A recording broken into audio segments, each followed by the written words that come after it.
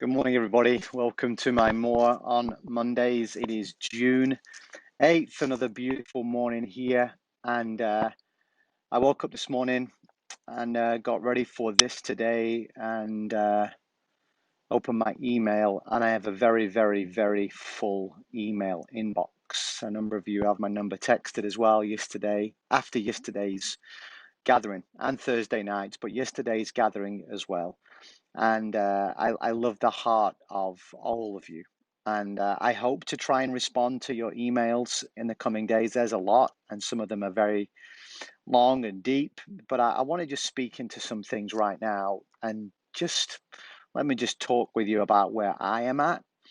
And hopefully, it'll help you with where maybe you are at right now. I know that we, especially as white people, we just want to get on the solution end as soon as we can. We just want to.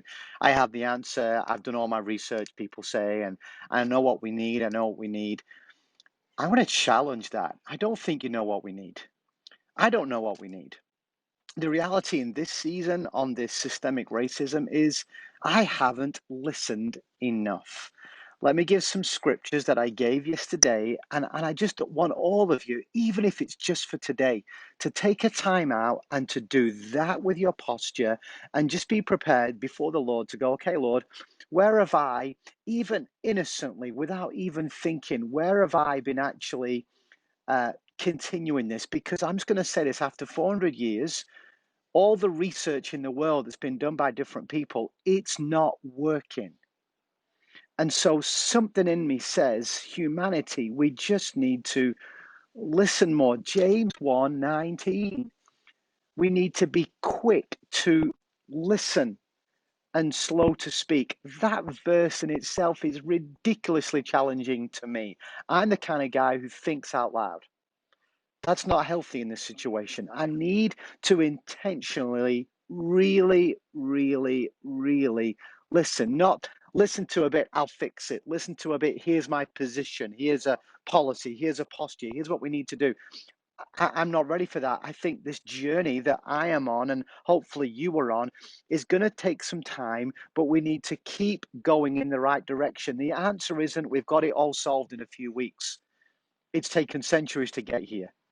And so I'm just saying it's going to take some time, but we're going to be intentional. Here's the scriptures just to remind you: rejoice with those who rejoice, mourn with those who mourn.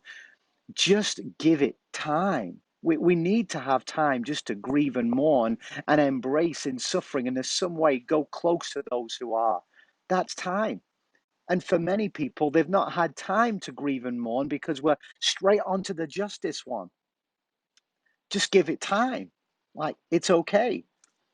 Um, do not overcome evil with evil, but overcome evil with good. What does good look like? I want to say in this time, good says, my love is the ministry of presence.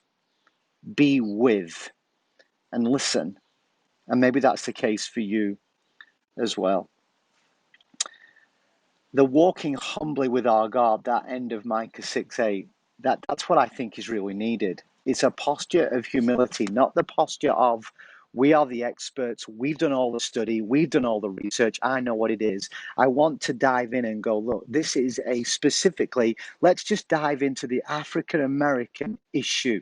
Let's sit there for a moment. And there's lots of other ones. Listen, myself, my wife, we have literally been face to face with people here in Arizona who've said, oh, what kind of an accent's that? And then they've kind of been sarcastic. And then my wife even had this recently. Oh, yet another foreigner taking American jobs. But that is nothing in comparison to the systemic racism that's there. So I'm not going to talk about the disunity, and we do have a systemic division problem. But let's just for now sit in this one major issue. Our friends yesterday, and just it was not scripted at all. I had my framework, they were not scripted. And it was breathtaking. I was there live, and I have since watched through it 3 times. And on all 3 occasions, my soul was deeply disturbed and moved. Uh, If yours wasn't, then seriously, stop talking and go before the Lord and just have a time out and listen and learn. Something here that's really embracing me as a leader right now. I mean, we've got two major issues as a leader, just to lead the church right now with the regathering we've got in a couple of weeks' time, and how do we do that? And that's going to be a big long season. And then this current issue as well we've got going on, these two things that are global.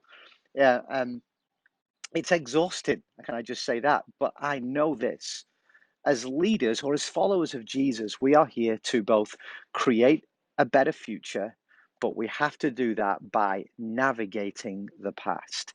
Navigating the past isn't just protecting it or staying there, it's remembering it, and you go from the past and you lead people into the preferred future. So, to create the future, we have to navigate the past. How much of the current situation and the past do you know?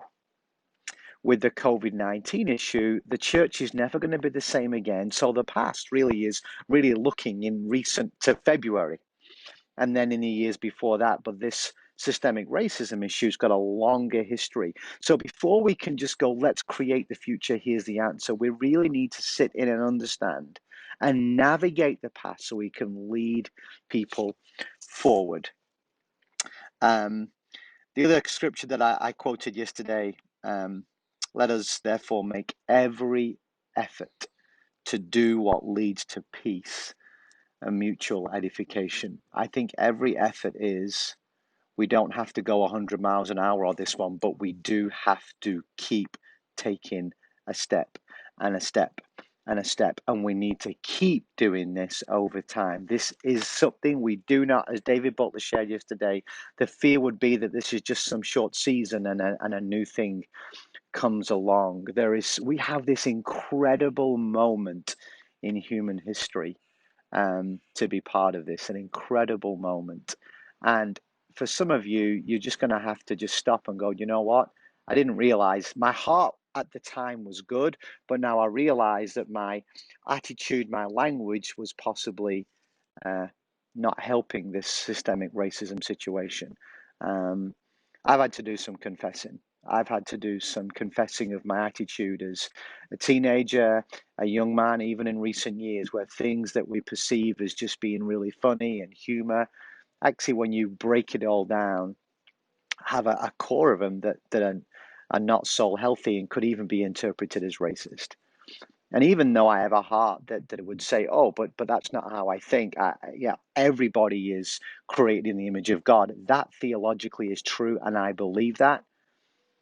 But it means empathy means sitting in the same hole that somebody's in. Compassion is wanting to get them out, and the empathy time is going to take time because I'm never going to fully know what it's like to be treated as an African American.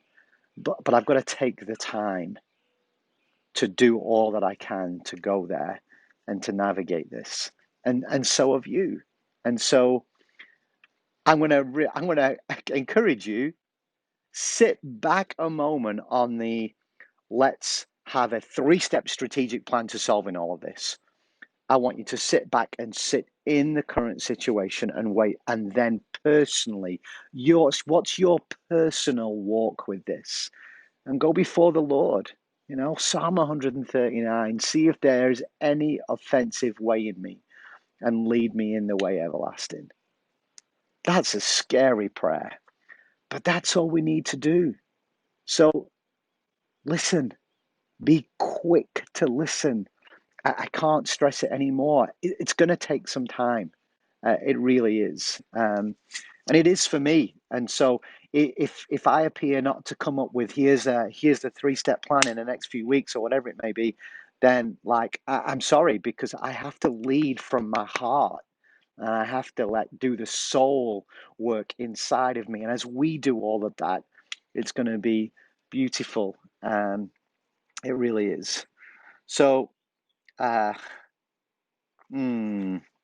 so many things here. Uh, Well, let me just share this in some of my learnings. African American community is somewhere between, I think, 13 to 15% of our population, and the percentages of some of the difficulties socially in relation to that are pretty exponential. We've got some practical work to do. We really have, but it's got to flow from love. And what does love look like? This is not cliche, but it says in scriptures that it's patient and kind. I mean, that's just enough to work on. What does that look like? What does patience and kindness look like in this particular moment? What does it really look like? Um, I want to stress these three things today in kind of like closing. I know I've kind of rambled a bit, but it's kind of more a reflection of where my soul is.